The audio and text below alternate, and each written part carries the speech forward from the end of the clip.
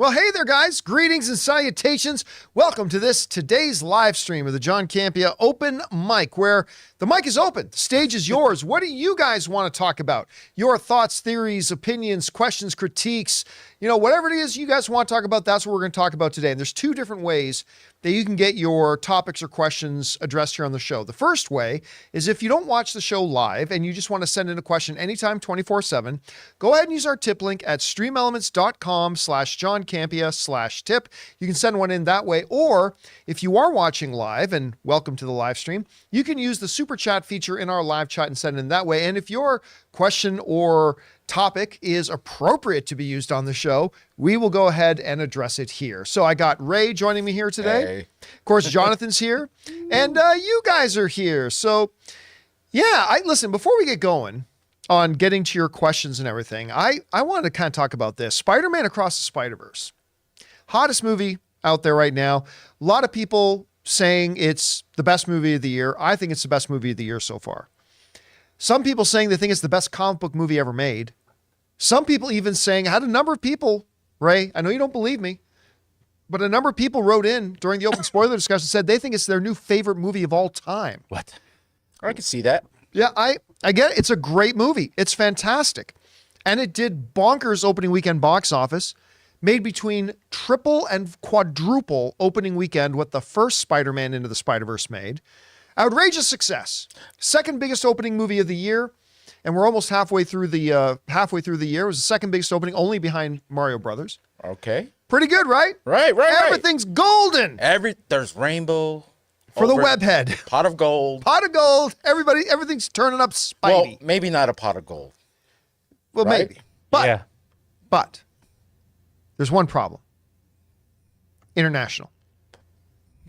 International's not doing great. Blame Canada. Oh. Well, actually, did you know that Canada, when you hear the term domestic box office, Oh, that's part of it. that's Canada and the U.S. Step it up, Canada. Well, no, it's domestic. Oh. Yeah. So I mean, Canada, step it U.S. up Good anyways. job, Canada. That's what we is meant. considered domestic. But take a look at this. As we go over to Box Office Mojo and look at Spider-Man Across the Spider-Verse, look at the disparity between domestic and international. Now, I wanted to point this out. Look at that number. In 6 days, hasn't even had its second weekend. Spider-Man Across the Spider-Verse has made $133 million in 6 days. Now, if we wanted to say go over to Fast X, right? We want to go take a look at Fast X. In 4 weeks, Fast X has made $129 million. Domestic. That's insane. I mean, that international number is insane too, but that is... Yeah, that we'll get to that because that's the difference. But the thing is, Americans and Canadians, more Americans and Canadians wanted to see Spider-Man Across the Spider-Verse more in 6 days than they've wanted to go watch Fast X in 4 weeks. We're tired of this crap. We ain't seeing it. I mean, it's crazy, right? Like that's the disparity between Spider-Man Across the Spider-Verse and Fast X. However, as we go back to the chart here, the big difference is the non-American audience. Look at that. I mean, look, Fast X is probably still going to end up losing money, but still $530 million in the international box office, which gives it a worldwide total of 660 right now. Right? Whereas Spider-Man Across the Spider-Verse, while it has more money in just 6 days than Fast does in 4 weeks, look at its international. Spider-Man Across the Spider-Verse has an international markets problem. For whatever reason, anybody who's not American or Canadian has not had a lot of interest. Now, granted, it's not fully open yet. Spider-Man Across the Spider-Verse still has a couple of markets to open in, but still, I mean, this is one of the big problems that they have or are going to continue to have. I kind of see where you're going with this. Fast 11's not going to have a domestic opening. It's just going to be international. Open everywhere else. Not even bother opening North America at this point. I think the trick is not that, but to like shave $100 million off that budget. Well, I mean, yeah, that would help them a lot more too. But again, the reality, even if they shaved $1 million or $100 million off that budget, they still only made 120-something million in 4 weeks. Whereas, again, Spider-Man Across the Spider-Verse, 133 in Canada and the U.S. alone. Canada and the U.S. represents the biggest movie market in the world. And they are the trendsetters. And yet, there's a big international problem. So Americans prefer Spider-Verse, but the rest of the global community doesn't. And that's a huge disconnect between the domestic office and the overseas. And that's crazy thinking about how the live action Spider-Man movies, they do really well overseas, right? Have they? Let me actually. Many of check them my own have. question. Yep, the live action Spider-Man movies have done very well. So I don't know if it's an animation thing.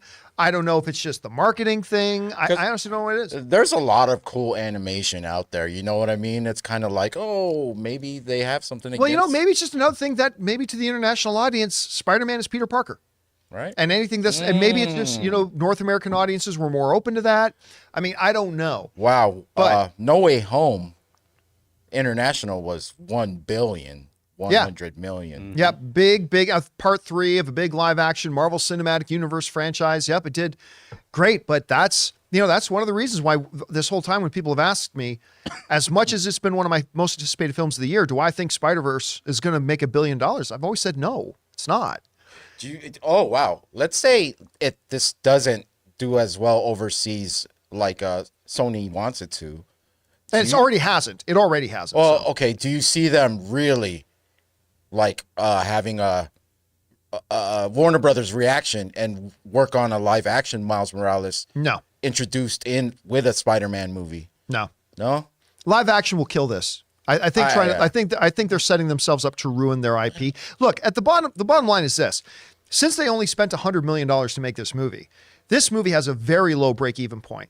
Spider-Man Across the Spider-Verse is going to make profit even just in the North American thing. Everything that comes in domestic is going to end up being gravy by week 4 or week 5. It's going to be profitable. It's going to make money, and it's a shoo-in guarantee to win the Academy Award again for Best Animated, and it should get nominated for Best Picture at the Academy Awards this year. I'm actually at the point, I've talked to a couple of voting members of the Academy, and they told me, now they're only a couple in a 7,000 member body, but I've heard them say that, yeah, a lot of people in the Academy ranks are talking about this movie right now. It's probably going to get a Best Picture nomination. So it's going to be profitable. It's going to make them money. It got them big critical reception. The audiences love it, all that kind of stuff. But whereas Americans are loving it, the overseas audiences just aren't bothering to go out to watch it. So, yeah, there's that. Again, the big difference between America and the rest of the world when it comes, and a lot of times America and the rest of the world are kind of, you know, walking in step. But in a couple of movies cases this year, that's just not the case. It's something we're going to have to keep our eye on moving forward. All right. With that down, guys, let's get to what we're here to do. Shall we take your comments and questions? So let's get to it. We're going to start off with the tip questions. Jonathan, what do we got? All right, Elon Musk, not parody, writes, Spidey merch is the best selling of any superhero, 5 times Batman. After No Way Home, $1.4 billion a year. Do you think Spider-Verse 2 will sell more since it's animated? We know Disney takes 100% of merch. Does that include the ones taken from the film directly, like Anne's Bucket? I don't know. It's hard to say. No, I mean, by the way, know it's a little bit of a jumbled question there. I know for a fact AMC takes profit on those popcorn buckets. Well, sure, but I think we're talking They share about the licensing fee. But yeah, but I mean, Disney doesn't get 100% of the sales price. I mean, Yeah. you sell that thing in Walmart, Walmart's keeping 40% or whatever it is. So There's Walmart's no brand that's going to take 100% of their merch. yeah, I mean, no, but unless they're selling in Disney Directly, stores, yeah. that is. It's like what's the cut that the movie or people behind the movie actually get, like from a Hasbro figure that's based on It's all different. It's all Yeah. different. Yeah, it's all what they contracted. sign, I think. Yeah. So, but listen, unless more people see Across the Spider-Verse, the toys aren't going to do that great. Right. They might do good in the North American box office, but people got to see the movie in order to sell the toys. And if they're not going to go see the movie, yeah, well, it'll be a question. You know what? I'll be honest with you. Over the years, I've come to not give a shit about the toy sales. I don't give a crap about merchandising or toy sales. To be Which is honest. funny because before My wife movies worked at Hasbro before. Movies were based off what toys were coming out. They used to make those things. It's not as big of a thing Transformers. anymore. Yeah. Not nearly as big as it used to be. All right, what's next? Okay, Floating Kites writes, there's an AMC in Atlanta that has $7 tickets all times of the day. Nice. It's the most bare bones AMC ever with no bar, no premium screens, and no reclining seats, but the screen quality is the same as any AMC, so it's great if you're on a budget and don't have A-list. That's pretty And cool. yeah, that's, it's theaters like that sometimes when we say like the national movie ticket average is $11, I think we found it out, it was $11.35. And a lot of people say, well, around me, I can't go to a movie that cheap. Well, that's because it takes the entire country and averages out the ticket prices because of theaters like that. I remember when I used to live in Saskatoon, Saskatchewan, Canada, where you get genuine Nice. Saskatchewan sealskin bindings. This is a little Super Dave Osborne reference for you there. There was a movie theater not far from our studio that was like a $3 and $4 movie theater. And it was always for movies that had been out in theaters for at least a couple of weeks. Right? Like we're still in theaters. You couldn't see it. Like I remember I saw Gladiator there. Not the first time I saw Gladiator, but I saw Gladiator there like 2 weeks after it opened in theaters. It then went into this theater. I love theaters like that, man. And if I had a little movie theater like that by me, I'd go to it all the time. All right, what's next? The affable dimwit writes, Disney's financials were and remain strong because of parks. Last quarter, Iger shrunk Disney Plus's losses to $650 million from $1.5 billion on Chapek's exit. 20% gain in revenue per sub justifies the sub loss so far. So Iger is pondering another price hike. Thoughts? Listen, I told you guys like when they first announced years ago the price for Disney Plus. I think at the time it was what, $7.99? I thought it was $6 or $7.99. $6 or $7.99, right? It was right around there. It was crazy. But we talked ad nauseum when that was coming that, okay, enjoy it, but that is not what their target price is going to be. Their target price is going to be double or triple that. That was like the introductory period. It's the free taste. Yeah. Yeah, I mean, look, Netflix is like charging probably one of the highest things I pay, and Disney Plus is producing their own content now, so they should be upping it. Yeah, that whole thing about launching at that rate, it wasn't that they're raising prices now, it's that they slashed prices to start, to get everybody hooked on it. It's like, hey, want to try a hit? Want to try a hit? Try a little bit of this Little Mermaid. Try a little bit of this Cinderella. Do you think it's the Ooh. right time for them to upcharge when there's nothing that everyone's talking about that's Yeah. on there? Yeah, because, you know why? Because they have a lot of families. And as long as they've got the library, you want to watch all the classic Disney animated stuff. You want to watch all the classics. You want to watch anything Star Wars, anything Marvel, anything Pixar, anything, regardless of anything new. Yeah. It's got the library. And if you got kids, you want the library. And they know. And listen, I still contend this is true of Disney. This is true of HBO. This is true of Netflix. Despite the fact that they are rising prices, I still consider it to be a good value for the dog. When you look at what you're getting for, $12 a month or whatever it is that Disney's charging right now, when you look at what you're getting, the access to the library that you have, that is on demand, anytime, 24/7, you've got it in your pocket on your phone that you can watch on a freaking airplane. You got your entire Disney Plus library there, all that kind of stuff. For like $12, $13 a month, that is a good value proposition. It just is. Now, once you start getting all the other services, you're paying a lot of money a month, but for what they offer, still pretty good, whether you're Netflix or whatever. I've always contended that, and I still do. But yeah, believe you me, they are going to raise the prices because they're at prices right now that guarantees they'll never turn a profit. And that was the plan. They planned to sell cheap, but they're going to increase the price. And I think it's probably going to settle like around the $20 mark eventually, but they'll get there. They'll take little incremental steps to get there. All right, what's next? Victor with the two-parter writes, not movie related, but I thought it'd be fun to share since we talk a lot about box office. On September 7th, 2013, the Grand Theft Auto 5 was released, or the game was released. Within 24 hours, it made $850 million worldwide, and it took just 3 days to make $1 billion. It became the fastest-selling entertainment product in history. Just insane numbers. Ray, any excitement for GTA 6, and do you guys have a favorite game in that franchise? That number is going to be nothing compared to the numbers 6 is GTA gonna 6. go up. People have been waiting for this game. I mean, they've been stretching out GTA 5 forever, adding add-ons, this and that, and a bunch of people are still playing it. I was about to say millions, but I don't know. I haven't been on it. But this GTA 6, the hype, the fake trailers that are out on YouTube and me clicking on it saying, oh, is this official? Yeah. It's just crazy, at least in my head. I don't know, but I think that number is nothing compared to what GTA 6 is going to make. There's a couple of advantages. It's not really an apples to apples comparison because there's some advantages that video game sale, particularly really big ones, have over, say, some like movie going experience, right? Because number one, I can go to a movie and buy a ticket for $12. You want that game, you're going to drop today, you're going to drop $60, $70, $80, right? For every one sale. Yeah. On top of that, when you got a movie like Endgame that everybody wants to see, there's also a question of limited seats.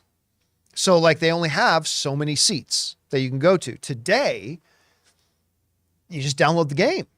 You pay your $75 or whatever it is the premium AAA game is that you're getting, and it's unlimited. They're not limited by the number of seats available. People aren't turning away because it's sold out. So there's some advantage there. But considering the year that Grand Theft Auto 5 came out, first of all, I can't believe it's been this long since they've put out another game. Oh, yeah. It's insane. But they're still making a lot of money off GTA 5. Do you think how long they've waited might hurt them a little bit? Or No, not at all. Not it's at all? just getting, it's working reverse. It's just everyone's like, drop this. It's hyping it. To the point where when they drop the first trailer, first pre-orders, I wouldn't be surprised if all the pre-order numbers are destroyed. Those records are destroyed. It'll be interesting to see. All right, what's next? Okay, we got Gordy Snocker who writes, did you guys ever see The Simpsons movie in the theaters when it came out? What did you think of the movie, whether you saw it in theaters or not? I love the Simpsons movie. Yeah, I it was did. good. I love that's because that's the one. It's in the movie, right, where he's got the dog. So he's like mush. He's whipping them, and then they bite his hand. He goes, "Oh, it's my whipping hand." Like I really liked the movie. I did, and I think part of me wants the series to end so they can make another movie. The series has now been running for 73 years, something like it, or like honestly, it's been running for like over 30 years. 73 years. I know, but it's actually not that ridiculous, like the number of years it's been running. But I would like to see them do another movie. Actually, I really would. All right, what's next? Friendly Tacos writes, kind of makes me think that with bad reviews of Flash simply because of Ezra, is the test screenings of Aquaman 2 actually not bad and people are actually just trashing the movie because of Amber Heard? Oh. Okay, number one. I don't think so. Any reports you've heard of test screenings of Aquaman, listen to me. They're fake. They're fake. Unless a movie's director or a studio rep comes out and says, we've done test screenings and we've seen this. It's fake. Never, ever, ever believe any time you hear, we've heard that at test screenings, blah, never believe it. It's fake. 100% of the time it's fake. Don't ever pay attention to it. Don't ever believe it. And by the way, I made sure I pointed this out heavily, like those critics who I have a problem with that they do this. I mean, I have no problem with the critics themselves, but I had a problem with this issue that, you read their review of The Flash and they didn't even review The Flash. They're just talking about how much of a problem Ezra Miller is. And Ezra Miller is a problem, but I'm like, review the movie. Talk about Ezra another time. Write other articles about Ezra, but when you're reviewing the movie, just review the movie. That was only just a couple out of like 70 or 80 films, like one or two of them. I think 2 was the ones that I counted. So that's just in the minority. But aside from that, and listen, whenever you read anything about test, as soon as you see the words or hear the words test screening, tune it out. Stop reading it. It's fake.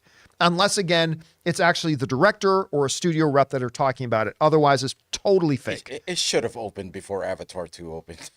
Yeah. I don't think they were ready to, but they should have. Man. All right, what's next? Philip B. writes, hey, what is each of your guys' favorite ice cream flavor? Do you put any toppings on it as well? John, why don't you lead us off since you have the most creative one? My favorite flavor changes every few months. Oh, I thought it was what I thought it was just vanilla. Yeah, but I'd say overall lifetime, cookies and cream. Cookies and cream? Cookies and cream is probably my all-time favorite. I also really like a Ben & Jerry's, what's it called? Vanilla caramel fudge.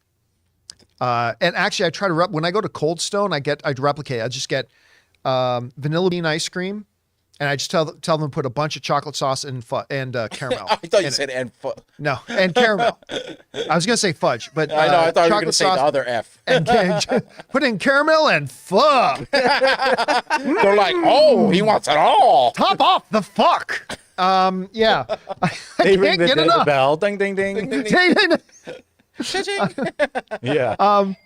Yeah, so I try to replicate that. But yeah, I'd say overall lifetime cookies and cream is my favorite. Mine's got to be like mint chip, but I want the Oreo cookie chips in there, not like the chocolate, because there's 2 different kinds. You could get the mint ice cream with the chips of like chocolate, and then you have the ones are like crunchy Oreo bites or bits of. You know, who cares? You know what? Mint. Can you, when you order the mint though, the chocolate chips? Can you also get fuck with it?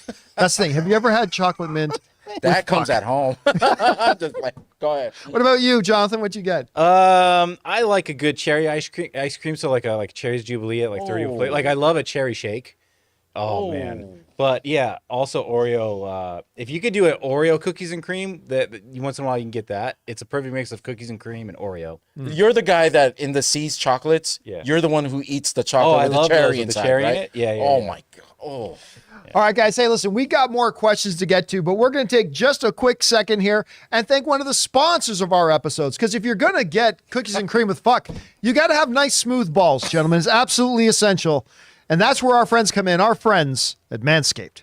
Uh-oh, Father's Day is right around the corner and you haven't gotten your dad anything yet? Don't worry. That's where our sponsors, Manscaped, come in. You and I both know he needs some serious grooming in his life, so grab your dad the Performance Package 4.0 and he'll thank you for helping him tame that beastly hair. Go to manscaped.com and use code CAMPEA for 20% off plus free shipping. Guys, I don't know if your dad's anything like mine, but where my dad lacks some hair on top of his head, believe me, he makes up for it everywhere else on his body, and Manscaped is perfect for him. Manscaped is the only men's brand dedicated to below-the-waist grooming and perfected their game with the Lawnmower 4.0. This is the perfect gift, presenting a sleek, well-designed, and optimized grooming kit that says your balls will thank you right on the box. Their 4th-generation trimmer features a cutting-edge ceramic blade to reduce grooming accidents thanks to their advanced skin-safe technology. This upgraded trimmer includes a multifunction on-off switch that can engage a travel lock. This is great for any guy who does a lot of traveling. It also gives you the ability to turn the 4000K LED spotlight on and off when needed for a more precise shave. Haven't you always wanted to be able to shave your balls in the dark? And come on, guys, almost all of our dads have that nose bush sticking out of their nose, right? Well, the Weed Whacker 2.0, the nose and ear hair trimmer, is the best nose trimmer on the market and the perfect gift for your dad. Guys, that's 20% off with free shipping at manscaped.com and use the code CAMPEA. Don't forget, you came from your dad's balls, so this year, show your original home some love with Manscaped. And thank you to our friends at Manscaped for protecting our nether regions and for sponsoring this episode of the John Campea Show. All right, with that down, let's keep going to your questions, guys. What do we got up next? Spicy, hot, and ready. Right. What Disney movie would you guys like to see be turned into a live-action remake? For me, it would be The Fox and the Hound. I have no interest in that, to be honest with you. That one... That's perfect the way it is. I gotta see I don't mind if they want to remake it, but I would remake it as animation. I honestly can't think of any that I would really want them to do in live action animated. I mean, I wanted a Lion King, and that wasn't even live action; that was animated. But because still, the sunset. So except for the sunset. Well, listen, Spider-Man Across the Spider-Verse, Lion King, the new Lion King, is 10 times more animated than Spider-Man Across the Spider-Verse is. Yeah. And you can take that for what it means. I really can't think of any that I'd want turned into a live action thing at this point. Can you guys? I mean, I wish they had actually, instead of Maleficent, they'd actually done like a straight up Sleeping Beauty. Would have been interesting. Yeah, but that's not like I needed that or something. Yeah. What's Ray? I don't have anything yet. Okay. I'm looking. All right, what's next? All right, Dwayne writes, I'm super pumped because next week I have the 15th to 18th off from work. Nice. So I'll be watching Flash, Extraction 2, Elemental, and anything else that looks good. Haha. Also, I don't care what anyone says or thinks. Expendables 4, let's go. I'm not booing. I just hate the trailer. I thought the trailer was great. I like the trailer. I have no interest in Extraction 2. I thought the first one was a really bad movie with some terrific action in it. Absolutely. You'll get no arguments from me that it had some great action, but it was a bad movie.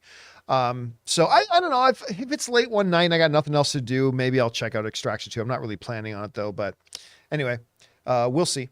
What's next? One day it was raining really hard and I had decided to hide behind a ladder and didn't work out for me very well. That's a joke about the trailer. All right, what's next? Critical Javier writes, Ray, do you have any good, decent comedy movies that you've watched recently? Employee of the month. It was on. It was on. That's the only thing I No, you didn't actually watch that. Yeah, I mean, why not? I told you there's certain movies where if I catch no matter what part in the movie, I'll finish it through. But you guys saw Joyride. Yeah, Joyride, but that's not out yet. Like one of not out yet, but that is the best comedy I've seen in a long time. I could say Strays I'm looking forward to, obviously. But you didn't see it. Yeah. So out the most recent is, unfortunately, Employee of the Month. All right. That's sort of my comedy. But see Joyride when you get a chance. Yeah. All right, what's next? All right, skip up here. Tristan Thorpe writes, John, I'm with you about Batman Beyond. Concept and aesthetic is cool, but I don't care about Terry McGinnis as a character. Still going to get that Neo Year comic Chris and Rob recommended. Yeah, I get it. Batman Beyond fans are like fans of anything. They think everyone will love their thing if it just gets a big thing. All fans of everything think that. And some are right and some are wrong. And maybe the Batman Beyond fans are right on this one. I will say this. I still believe wholeheartedly that if you did a poll of any movie theater as people are coming out of any random movie and say, hey, you want to see a movie about Terry McGinnis? They're all going to say, who's Terry McGinnis? They don't know. They don't care. That's not to say that they couldn't do an animated movie and still have big success. I believe Spider-Man, the Spider-Verse films, whether it's Into the Spider-Verse or Across the Spider-Verse, have made the chances of a Batman Beyond animated film a lot better than they were before. And maybe they can get it. Who knows? All right, what's next? Okay, we got Kendall Barker with a two-parter. John, Jonathan, and Ray, The Little Mermaid has a reported production budget of $250 million and a reported marketing budget of $140 million. So, that's not true. I know for a fact it didn't have a marketing budget of $140, but at any rate. Yeah, that's pretty high. So it roughly needs to make $600 to break even. It's currently sitting at $333 million. Let me budge this down here. Its box office returns are sinking fast, with Spider-Verse already eating up most. Transformers coming this weekend, and The Flash the following weekend. Outlets have begun to report it could be a $150 to $200 million loss for Disney. Thoughts? Yeah, I mean, it could be. Again, it's the same. It's facing the same problem that Spider-Man Across the Spider-Verse is. I mean, it's not as good of a movie as Spider-Man Across the Spider-Verse, but if we go over and look at its box office, like domestically, you can go over to my screen here, Jonathan. Domestically, it's kicked the shit out of Fast X. Yeah. I mean, again, this is another example of there being a big disparity between American moviegoers and the rest of the world. Because American moviegoers wanted to go see this movie. This thing is just about to make $200 million domestically alone, which again kicks the living shit out of Fast. And honestly, I think Across the Spider-Verse will get to it and top it. So there's that. But the big difference is the international number. You know, it's just not getting the overseas numbers where it's big in America, not big other places. And we're seeing that it's not the only movie that's running into that, right? Across the Spider-Verse, which is the best movie of the year, is running into that as well. So yeah, I don't think they could be happier about how it's done domestically. It's done great on American shores, but they're having a problem internationally, and they're not the only film having that problem. I got it. What's that? Live action, Big Hero 6. Yeah. Live action, Zootopia. You can't do that live action. Yeah, it would just be The Lion King. That would be amazing if they could. If they could get real animals to talk. If they could train those animals to talk, 100% they'd be on that. Yeah, I'm thinking all right, pretty big. What's next? All right. We've got super chats here. Taki75 writes, Gunn said on Twitter that High Evolutionary was carried by Drax to safety and is now imprisoned on Nowhere. I wonder if this means we'll see him again. Well, it's good that he said that, but he doesn't actually have any say in that anymore. He's no longer a director over there. And that's great that you can say that as a director, but you didn't show that on screen. Unless we see it, it didn't happen.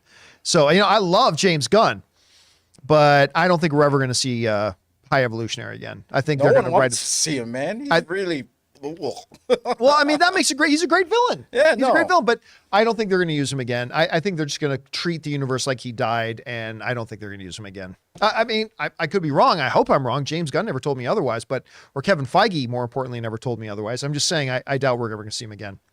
All right, what's next? Okay, we've got Gabriel Enrique writes, hello, John and crew. What do you think about Antonio Banderas playing Galactus in Fantastic Four movie? I am Brazilian, and I'm pleased to say hello to Brazil. Hey, Brazil. No. I don't even know you'll have any specific actor. No, who playing. cares? It's like whoever it is, it's just going to be a voice. You're not actually going to see a human person in a big Cuisinart purple helmet. So it's really, to me, it's 100,000% irrelevant what actor they get, because it's just going to be somebody doing a voice. I mean, as long as it's not a big space cloud, then then we should be okay. But it could be any actor. If you think about it, that means Galactus is going to sound like Puss in Boots. Feel me, Fantastic Four. if you dare. Fantastic Four. That being said, though, the other side of that coin, I would love to see Antonio Banderas in the MCU for sure. Oh yeah, I mean, I'd love to see, I mean, sure, yeah, absolutely. I love Antonio Banderas, but it's a totally irrelevant what actor they get to play Galactus. Not that we don't even know that we're getting a Galactus, by the way. Right, Let's be clear about that. All right, what's next? Yang writes, with the announcement of Apple Vision Pro, do you think Apple will release a non-Pro Vision in future with a lower price called just Apple Vision? I mean, Well, they can't go much more expensive. Yeah. You know what? It's actually, they might. With the fact that they put the Fewer word features? Pro in there, it might leave some room there for them to put out another version. But then what would that version be? And here's the other thing. It would be a marketing faux pas, because you come out with something really good, and then later you come out with something to say, now here's something even better. It's a harder sell to go, here's something great, and then come out with, now here's something not as great. Yeah. Usually you do it the other way around, but you're right. The naming convention does suggest that maybe they could offer a non-Pro version that comes in at like $1,000, which is still $500 too much. But maybe they do. But then the question becomes, what corners do they cut? What does it not do that the Vision Pro does? So Right. we'll have to wait. Well, and see. you know what I don't want on my Vision Pro is they say it's all glass in the front. Yeah. I'm going to drop that thing first day. So it's I'm sure it's a very tough glass. Okay, like I'm sure it's a very, very strong, like Gorilla Glass 7 or something. Probably like so fragile. The most fragile thing ever. All right, what's next? we got Adam Henson, who writes, I just don't get the new Apple headset. One of the features is that it makes a bigger virtual screen, but for $3,500, why not just buy a bigger TV? I have a 150-inch screen. Now, granted, I didn't have to pay for it. I didn't have to pay for the laser short throw projector that I've got in there. 4K laser short throw is fantastic, but I'm lucky they sent it to me for free, so I didn't have to pay for it. But I could have bought it and the 150-inch screen and the Sonos surround sound system for not much more than that $3,500. And it doesn't look real. It is real. And you get to crowd 8 people onto our giant couch in there and together watch something together. I think it looks really cool, and I am personally dying to try it. But like I said in a couple of videos earlier today, number one, I did not see one thing in the keynote that this thing can do that I can't already do on something else. And number two, it is way too expensive, like way too expensive. But who knows? Like maybe I'll change my singing tune once I give it a shot. But somebody else is gonna have to buy it for me to try. Ray, get on there. You're getting it. I'm not getting it. No, you get it. I'm ordering it right now. That's what I'm doing. Do you already have my other VR headset? No, I have. Yeah. All right, what's next? We've got Real Life Entertainment. Sorry. Real Life Entertainment writes, thoughts go out to those affected by the Canada fires. Yeah, I wasn't even really aware of this till the other day. Like, there's some massive Canada's got a lot of forest acreage. Yeah. And there are some big fires going on up there. Is it warm up there this time of year? Summer, yeah. So is it summer? Okay. It's Summer June. gets humid. Oh yeah, it is June. Yeah, Well, is it's just June. that we've been having such cool overcast weather here. Yeah. for No, a it's long like a big time. fake out from last year. But here's the thing now, just like when we had I think, was it California wildfires are going on and other states were getting all the smoke from it. Now, like I was looking on the news earlier, and like New York City is just covered in Canadian smoke. Oh yeah, I was reading an article on that. So yeah, like big well wishes out to everybody who's being affected by this. All right, what's next? Okay, we've got T-Movies. What are your thoughts on The Land Before Time? What year did that come out? Honestly, Check that out. I don't love it. I know everybody thinks of it very fondly and it's great, but I thought it was okay. I mean, I think it's an all right little movie, 1988. but it's not like it's classic me. You It's disagree. that voice, man. The voice of what's his name? Littlefoot, Smallfoot. Littlefoot. Man, it Thumper? got to me, man. It's so cute. It's like a cute dinosaur. That's Well, like there you the go. Mom that's what they do, right? Chris said it the other day. They kill all moms. All right, what's next? All right, we've got Luke1234 who writes, tech question. I'm thinking of getting a laptop. Have you ever used an Ethernet dongle for a laptop? And if so, was the speed better than Wi-Fi? Yes, the speed's better than Wi-Fi, but it also depends what kind of Ethernet dongle. If you have an Ethernet dongle that you're plugging into a USB 2.0 hub, then you're going to have limited response. If you use an Ethernet dongle that's plugged into a USB-C or to a Thunderbolt port or to a USB 3.0 port, yeah, you're absolutely 100% going to get better speeds than Wi-Fi. And it's going to be more reliable, more rock solid, all that kind of stuff. So as a matter of fact, like here in our studio, we use Wi-Fi. We have really good Wi-Fi in the studio, but for any computer that's doing any streaming, we plug it into an Ethernet cable and we use an Ethernet dongle for that and or some kind of modem adapter. And because you'll always get faster speeds and more reliable speeds. So yes, if you don't have to have one, don't get one. But if you're going to do live streaming or it's really important that you have more solid connection and you have the option to do an Ethernet, use Ethernet. All right, what's next? All right. Scumbag Ronan writes, studios unwilling to negotiate with the WGA might show their opinion about audiences' intelligence. They're not wrong, just blatant. The WGA's low voting percentage reflects something even sadder. No, the WGA didn't have the low voting percentage. That was SAG. SAG. That was the Screen Actors Guild. Oh, wow. That had the low voting percentage. Like less than half of the Screen Actors Guild membership voted on whether or not to authorize their leadership to strike. Not that they're going on strike, they've just authorized their leadership to call a strike if they need to. So that's a different thing. And no, this has nothing to do with the audience. This is a business thing going on between labor and employers. I mean, this is the producers and the studios negotiating with the writers. This has nothing to do with us, except that, we're not getting our entertainment.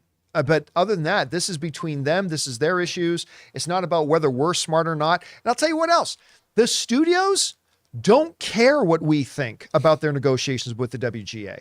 Like, and I mentioned this before, while the WGA is out there trying to win the court of public opinion, guess what?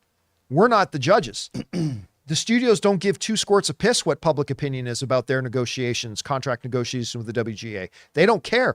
And what I'm going to say something very unpopular. They shouldn't care. Neither should the WGA. Even if all of us in the public were on the side of the studios, the WGA should not care. They think we have certain needs. We have certain requirements in order to get a deal, and we're going to negotiate whether or not it's popular or not. We're going to fight to get that deal.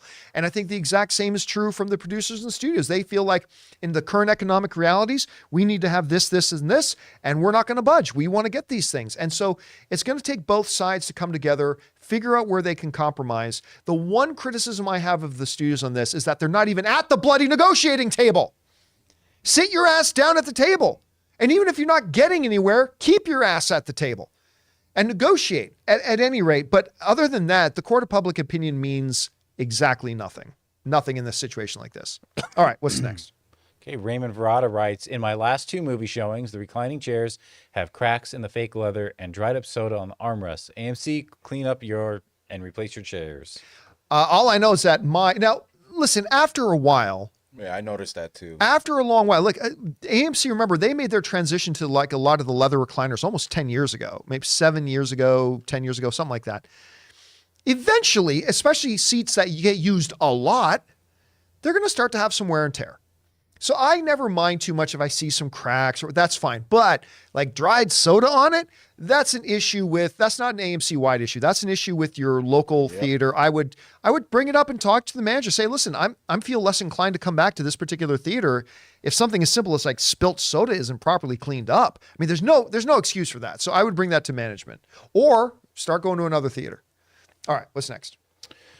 All right, we've got Scumbag Ronan again. I need a world where Les Grossman verbally eviscerates Vin Diesel over the next Fast and Furious budget. Appreciate you all. Best wishes. I'll tell you what, I have never, ever in all of my movie-loving life wanted a spin-off movie more than I want a Les Grossman from Tropic Thunder spin-off movie.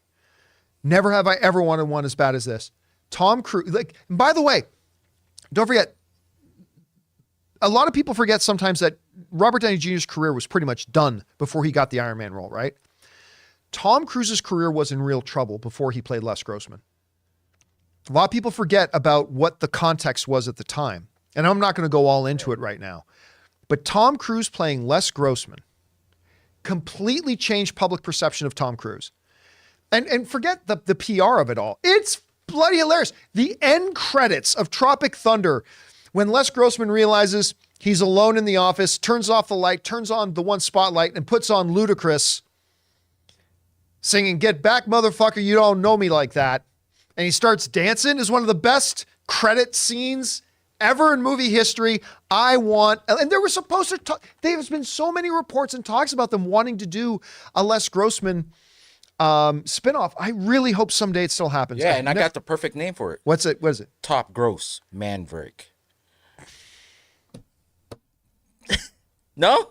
Top Gross Maverick? No. No. I don't. No. Yeah, You can see yourself out. All right. What's next? Also, I didn't realize that Justin Theroux also co-wrote Tropic Thunder with Ben Stiller. Yeah, I did. Didn't realize that. Fangblaze 71. Do you think Guardians 3 will pass Multiverse of Madness at the box office? Let me see where we're at with Guardians. What was Multiverse of Madness? Like 900 something? It's pretty high. Guardians is at 784. Yeah, but Multiverse of Madness is 900 and something, right? It is. I'm bringing it up here. 955. Yeah, no, it's not. No, it's way. not going to cross Multiverse. But you know what's good? What's that? Guardians beat Fast X this week. Really? Did Guardians already pass Fast X? No, I mean it's beating it. Like people are going to see it more than Fast. Well, actually, yeah, it's at 750. It's already made more than Fast X. So It's there you still, go. oddly enough, it's one of my favorite. It's probably my favorite of the three, and yet it's doing worse at the box office than the other two. Oh, really? Even the first Guardians, I think, did better worldwide. Again, it's a mediocrity thing. Like Yeah. too many people have been going to the movies to see superhero movies, and they've not been good. Right? And that's why it was important that Guardians 3 came out. I'm actually kind of amazed how much money Guardians 3 has been able to make. It's going to pass 800 million. And I really, just because of the state of the movie industry and in particular the comic book genre, I doubted that it could get to 800 million. So it just passed the first Guardians by 10 million. Okay. It So, just and it's still passed got its legs. It still has some legs to it, but I don't think it's going to cross 950 million. I don't think it's going to get there. All right. What's next? Okay.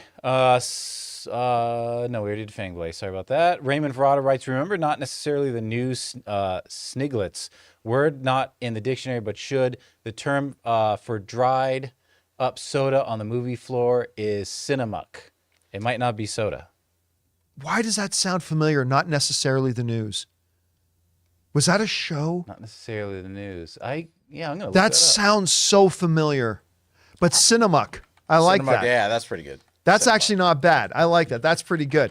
All right, guys, while we all ponder the Cinemuck in our own lives, let's take a moment and thank a couple of more sponsors of today's episode. Our friends at Honey and my mobile service provider, and they should be yours, Mint Mobile.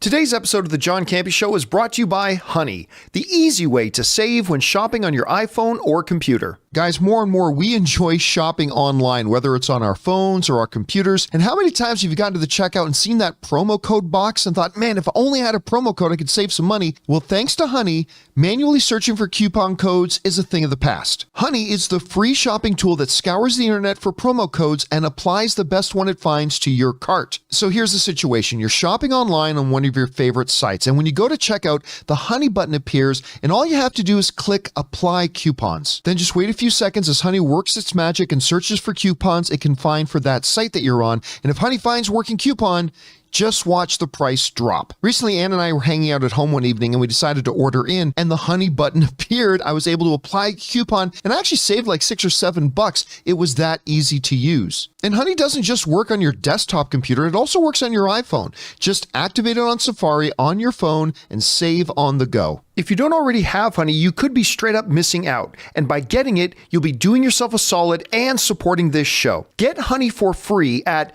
joinhoney.com/Campea. That's joinhoney.com/Campea.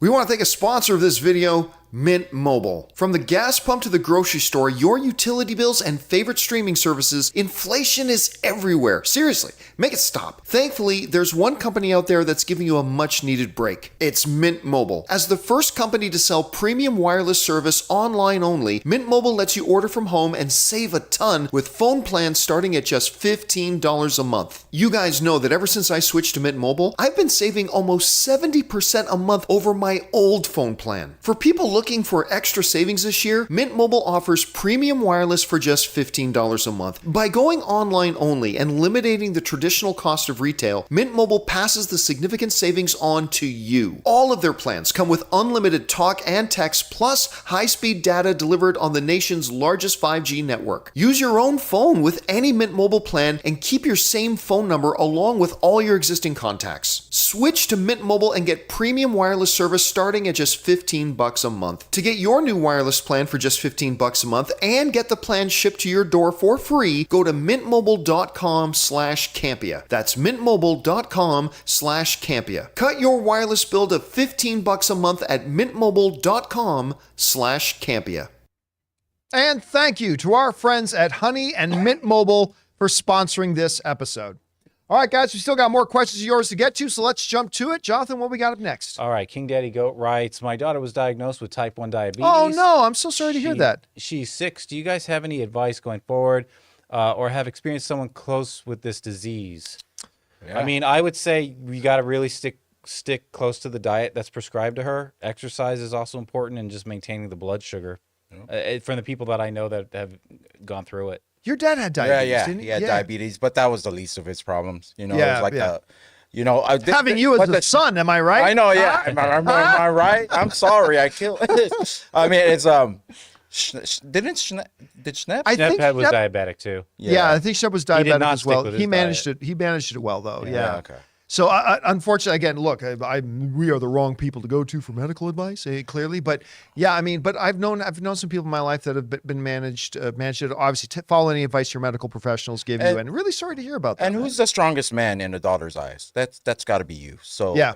Just be there for her. Yeah. That's all I could say. All right, what's next? That was unusually sage advice, Ray. Well said. I mean, my sisters Came out of looked at my nowhere. dad that way. So Yeah. What's next? All right, Bobby Jackson, do you think maybe they didn't want to mislead people with calling it Bumblebee 2 if he ends up being less of a focus in this one and it's more of a Transformers as a whole story? Oh, I don't believe for a second they should have named this movie Yeah. Bumblebee 2. I think they should have made Bumblebee 2. That's the thing. Look, that last movie was such a great movie and stopped the bleeding of the Transformers franchise. And I think if you had followed that up with a Bumblebee 2, a true sequel to that, and you could have brought in more Transformers, because there's not a lot of them in Bumblebee. You could have brought in more Transformers and had them on a mission for Optimus Prime. You could have done all that. I don't get me wrong. I'm not saying they should have named this Bumblebee 2, because yes, that would have been misleading. They should have made Bumblebee 2. yeah, they is what I'm should have, saying. because that cliffhanger at the end where all the original Optimus truck is driving with Bumblebee. I wouldn't call that a cliffhanger. But I meant like they're They were going into the driving city. off They're going together. into the city. So maybe if something went down over there and they kept it down here, Yeah, that would have been cool. I think it would have been a good Down idea. where? But who knows? Maybe I'll think this is the best Transformers movie yet when we see it tonight. Yeah. Down here. Down here. All right, what's next? Kyle Schneider writes, I can't wait to see Transformers tonight. Wow, it's 3 of you guys. Yeah. You and me both, man. And I'm the whole actually world, huh, Only Jonathan? 3. very Only 3. excited to go see it. I hope we have a good time. It's been a I while. hope it's a Guarantee. Ironclad guarantee. You know why? I heard they got 35% more fuck in it. Dying to see this. This is going to be great. All right. Transformers What's are you next? going to see? Hey, don't look at me like that. You said less, Gross. more gross, Less gross. No, Maverick. top gross Manverick. Manverick. Yeah, you don't get to look at me like that. Okay. All right, what's next? All right, Mark Goman says, just saw Transformers, Rise of the Beast. I don't know why I want to say Rage. And I quite liked it. Oh, that's Yes. good to hear. That's good to hear. Yes. See, a little bit of hope riding into tonight, right? Okay. Cha-ching. And don't forget, guys, I'm going to be doing our right out of theater reaction as soon as we come out of seeing the movie later tonight. All right, what's next? All right. Jedi Master Bader writes, okay, John, you're onto something. They should, Ray, they should go from Fast X to Fast 69 where they finally add time travel and Dom goes to 2069 and meets 102-year-old Dom. And you know what? If it wasn't for Fast X, I wouldn't have doubted that they would do that. But one of the things I'm thankful in Fast X is that they reeled back the ridiculous a little bit and went back to like Fast 7 level of ridiculousness. By the way, I don't know why I'm thinking about this, but you mentioned Master Bader. One of my favorite MMA fighters that I really liked watching fight is a fighter by the name of Ryan Bader. Yes. And his nickname in UFC was Darth Bader. And I like that a lot. I You like opened Ryan up Bader. that segue right there, like to something very, very. I'm just saying, I like Ryan Bader. That's all. Yeah, Okay. yeah. What's Okay. next? That's good. All right, well, Bader, Master of the Jedi, is back. For $3,500, your Apple Vision Pro will counsel you and your wallet during your financial loss and tell you what is a ripoff, if not greed persevering. Now, look, I am not going to suggest, because listen, it is very possible when you look at the technology that goes into that thing, maybe it's very possible. It's like, hey, man, listen, it costs us $2,800 to make one of these things, and going to $3,500 is not an unreasonable profit margin. Maybe that's the case. I mean, for all I know, it costs them $300 to make, and they're making a ridiculous profit margin. I just say, at that price, I need that headset to shave my balls Okay. and all the other things it does, and make my dinner, and make my dinner, and mow my lawn. Remind me never to borrow it. I'm just saying, for $3,500, I need that headset to do a fuck lot more than what they're telling me it does. You know what I'm looking more forward to? It's all the bootlegs that try to come out to try to say they're just like it. Like, those things are going to be so funny to see. Yep. All right. What's next? All right. Joshua McGregor writes, hey, John, have you heard that Canada is having some enormous forest fires and the debris has been floating all the way over here in New York City, making New York the most polluted major city in the world? Good job, Canada. Well, okay. Good Canadian kid, Canada. Okay. You want to get into a discussion about which country sends more pollution to the other country? Do you really want to get into that conversation? I don't think you do. But yeah, no, the current situation sucks. I mean, the current situation really does suck for everybody involved. And I just hope that weather can maybe step in and help out a little bit and get those things under control for everybody's sake.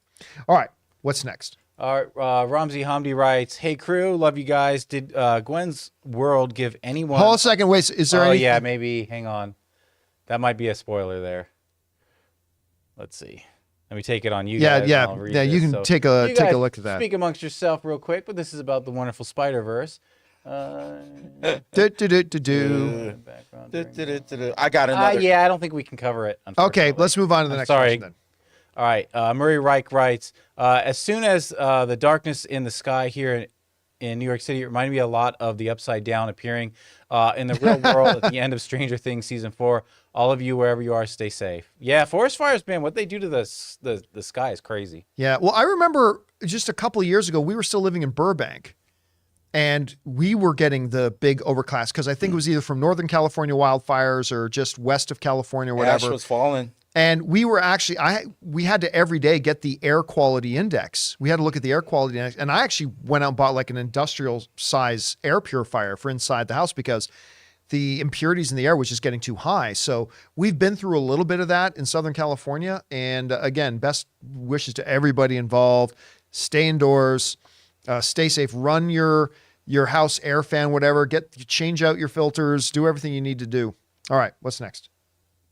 Alex Mercer, the prototype, Vortex Blur, that's the name. Hey, John, just want to say I've been watching you for over a year now. Oh, Keep up the great work because you make my day go by fast at work every day. Oh, well, thank you so much, man. It's always nice to hear from people. We're glad you're a relatively more recent community member joining us. So thank you so much. That's an honor, man. All right, what's next? Astro Zombies Flash yesterday. Flash yesterday was awesome. The CGI was definitely rough in some areas, but I liked it a lot. Not the best comic book movie, though. Yeah, I agree. That's the first thing I said when I came out, because there was all this talk about maybe being the greatest comic book movie of all time. And I came out of the screen and said, no, but it's great. It's great. And you know what? I didn't even mind the CGI because it was very stylized. Well, The CGI was quite stylized. And for me, it worked. I can totally understand, though, why some would look at it and just say, I see it more as rough. I get that. No problem. No argument for me. For me, it kind of worked because of the style of it. But fully agree. I think the movie is great, but not like Across the Spider-Verse in the conversation for one of the greatest comic book films of all time. I just think it's a really damn good one. All right. What's next? All right. We've got Alex Mercer, who writes, also, I know how you feel with Hasbro killing off your favorite Transformers characters. Mine was Jazz in the 07 movie and still hold to that. LOL. No, but that's the thing. The thing that really bothers me, and I get more and more angry every year when I look back at that old, what was it, 86? That 86. That the animated one came out? Was that they literally killed everyone. Or it might have been 87. They said to all 86. all the kids like me who collected all the Transformers and loved the Transformers and loved these characters, and in the first 15 minutes of the animated movie, they said, hey kids, fuck you. All your favorite Transformers, they're all dead. Get your parents' wallet and go buy all these new ones. Go buy Blur. Like, who the fuck is Blur? Don't worry about it. Go get him because he's alive. You like Prowl? Too bad. He's dead. You want to go buy the alive one. Go get yourself, an Ultra Magnus. What the fuck is an Ultra Magnus? Don't worry about it. He's alive. He's got a robot heartbeat. I know what I'm going to buy you now. Go get Hot Rod or Rodimus Prime or... They make a dead Optimus Prime now, right? Do they? He's all great. The one that they had laying on the table? You can oh stay my with God, that's funny. Yeah, he has a cracked face mask. No, but they killed all of them to force children to, now you got to go buy all the new ones, kids. And those things were expensive. Well, yes, at least they were. For me, or at least. I remember as a kid, I would save my allowance for a couple of weeks, and then like every other Saturday, me and my buddies would ride our bikes down to the Toys R Us and pick out a new Transformer to buy. And when they just killed all of them, like all of them, not slowly introduce new characters, they just, hey guys, all your favorite characters are all dead. They're all dead. Come buy the new toys. It's like that was the biggest double effort that Hasbro gave to their customers. And listen, I have benefited financially from Hasbro very much. Ann was a bigwig over there for a number of years. We made a lot of money from Hasbro. Thank you, Hasbro. So yeah, all due respect, but I will never forgive Hasbro for that. Well, at least they did it in the first 5 minutes. Oh yeah, at least they didn't even give us a movie with our favorite characters. They're like, we're not going to drag this on. Let's do it. But then at least I would have had a movie of my favorite characters, and then maybe they die at the end. No. Instead, it was just like, hey, look, kids, here's all your favorite Autobots, and they're all dead. Well, Rodimus, at least I still got my Decepticons. Nope, they're all dead. Well, Megatron survived. Oh no, they're throwing him out of Astro Train. Oh, it's Galvatron now he's Galvatron. It's like same thing, but different. I was so mad. Okay, anyway, what's next? All right. Astro Zombies right. Schnepp would have loved the certain cameo that the director spoiled. I definitely want to see it again. Was made to sit in neck breaker seats. Oh, yeah. Oh, that's no good. But yeah. Well, look, just in general, I think Schnepp would have loved The Flash. I think he would have loved that movie. I really, really do. But yeah, it's never good when you get the neck breaker seats. Oh, no, it's pretty good, actually. You like the neck breaker seats, It's only because there was no one next to me. And I had some chicken strips on my left, some popcorn on my right. Man, if I wanted to fall asleep, I could have got away with it that day. Well, that's what I was going to say, because, if you're in the neck and you're sleeping, you're like this anyway. So. Yeah. All right, what's next? All right, Casinema writes, a while ago I saw a report that the director of Overlord, love that movie, was set to direct a Van Helsing movie. That would have been awesome. I have not heard that report. Overlord was a nice little film. Nice little zombie Nazi movie film. I got a big kick out of it. Nobody saw it. Like, nobody went to go see it. But yeah, I got a kick out of that movie. I'd like to see that director do some more. All right, what's next? Okay. Kurt writes, loving the video quality on Spotify for the John Campea Show podcast, thank you. Guys. I didn't doubt the quality of the video on your end, but I didn't know the app was capable of streaming near YouTube quality. Bring on the filthy. Yeah, so for those of you who don't know, we, of course, do the John Campea Show podcast. Now, it is a podcast. That is the best primary way to engage with the John Campea Show podcast is as a podcast. So go on to Apple Podcasts, Spotify, your favorite, whatever your favorite podcasting app of choice is. You can search for it. We put it out daily. But if you do get our show on Spotify, there's also a video version. of it. Now, the video version is normally, we have that for our YouTube channel members. Our channel members get to see a video version on YouTube, and our director and producer level channel members get it on YouTube without any ads and without our sponsor spots. But everybody, the video version of the show is available to everybody for free on Spotify. And I'm glad you've been able to check it out and see it on there. I'm glad you did. All right, what's next? Ramsey Hamdi writes, shout out to Ray. John, love the piece you noted in the newsletter about Ray. Ray, love you, bro. Thank you for the hard work. Jonathan V, love you too. I appreciate you. Thank you. Oh, thank you. I'm going to say this. You guys at home, and I get it because you're not here, you're not in studio, you don't get to see it. Ray and Jonathan roll in here every day in the morning, and they get to work. And we simply couldn't do what we do here without them. They roll in here, they get to work, and then when open mic is done, they wrap it up, blah, blah, blah, and then their work is done. These guys work all day. They put their blood, sweat, and tears into this show.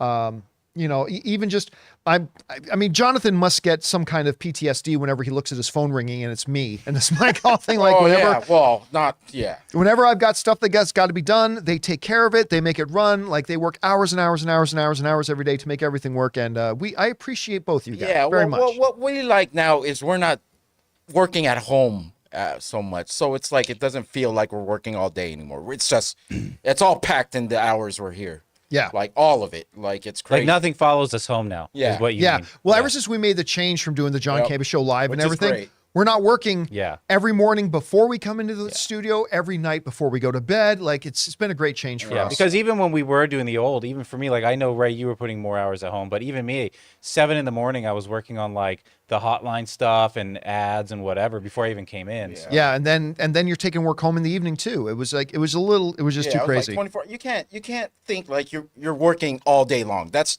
not the way to live your life. Yeah. Like you're working all day. You know. Exactly. All right. What's next? All right.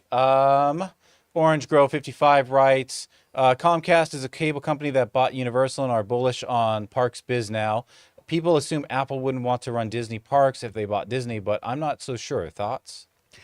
It's a completely different thing because Disney is a different scale than Universal is when it comes to parks. It's a different scale. And yeah, I don't think that Apple really is interested in that. I think they'd be interested in Disney's entertainment divisions. I just think that if they did decide to buy it, they may spin off the Parks and Experiences division. That they might spin that off. Kind of like when Disney bought Fox, they didn't buy all of Fox. Do you remember that? They didn't buy all of Fox. Right. Like Fox News and a few other Fox things kind of spun off into its own thing separate from Disney. And they kept that. And I wouldn't be surprised if Apple kind of did the same thing. And pretty soon if we see them acquire Disney's entertainment division, but then Disney Parks and Experiences stay separate. We'll see. I mean, maybe they don't buy it at all. I'm just saying, just theorizing here. All right, what's next? All right. Casinema writes, have you seen the rumors that Homelander and Peacemaker will be guest characters in the new Mortal Kombat game? Hope they get Anthony Starr and John Cena. Haven't. I'll be honest with you, though. I got really excited when I think it was Mortal Kombat 11 that they had like Terminator in it and a few things. But then I realized, you know what? All that is a skin. It's just a skin. It's not Homelander. Oh, it's boy. not Peacemaker. Wait. It's a skin. Oh, boy. The reason what no, they have their special moves that they do only. Sure, I And get it, but the problem is they charge like $20 really? for like 3 characters and I get it. That's the game now. That's the video game now. But if I don't get those characters in the first release, like what I buy, I'm usually not with that game long enough to even buy those next. Can I just say DLC has ruined video games? It has. DLC has ruined video games. $60 is not the price you're paying for a video game. You want all of it? $120, probably $100, $120. Okay, what's next? Yeah. Bobby Jackson writes, I'm willing to bet big money the day Sony takes Miles into live action is the day his popularity skyrockets. There are a lot of people that don't watch animation but would watch live action. And I'm going to go completely opposite. The day they take Miles live action is the day they kill their IP. Because they run the high risk of it being another Morbius. And they have literally an Academy Award winning franchise going right now with a lot of people saying that Across the Spider-Verse might be the best comic book movie of all time. Some people, I'm not one of them, but some people saying it's their favorite movie ever. And they're rolling and they're profitable. They may not be making $1 billion, but they're profitable. They're winning awards. The audiences love it. And nothing has a greater potential of ruining the whole thing than a live action movie. But Sony will do it. They will ruin it. I gotta hope and believe they're smart enough not to do that. But who knows? We'll see. Yeah.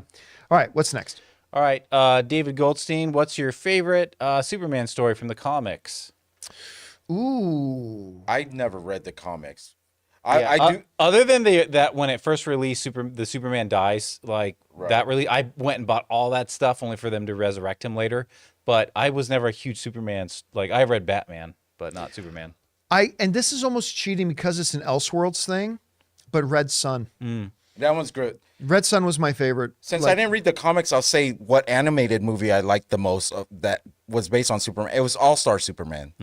I really liked that animated movie, Warner Brothers. Which I think is a heavy influence on James Gunn's upcoming Superman legacy. Right. I think that one's a big influence. But yeah, I still remember the first time I picked up Red Sun. It's just such a trippy, it's crazy, and right? I think they made an animated thing out of it too, if I'm not mistaken. I think they they did. They did? They did. Yeah, but that was my favorite comic story of him of all time. All right, what's next? Okay, Sean Omumia, right? Oh, just lend support. Thank you so much. Oh, just sends in a super chat badge. Thank you, Sean, for that. I appreciate that. And guys, that'll do it for today's installment of Open Mic. Thank you so much for being here. We're going off to see Transformers Rise of the Beast right now. Game day. We're going to go see it. I'm very excited. Can't wait to get some popcorn into me. That's going to be great because it's going to be at a Cinemark, so it's going to be better popcorn than I get at my AMC. So I'm looking forward to that. That's going to be a lot of fun. Hey, guys, listen, don't forget, come back and join us tomorrow on the channel. We're going to have a bunch of videos going up in the morning. Don't forget, I got my Transformers right out of the theater reaction tonight. Keep your eyes on the channel.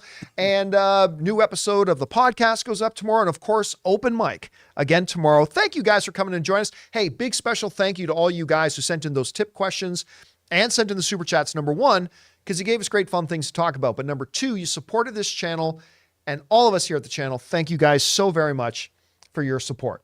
So for Ray Ora, Top Gross Manor, Jonathan Voico, my name's John Campea. That'll do it for us now, guys. I already said my name's John Campea. Fuck it. We ruined the ending. Talk to you next time, guys. See you later.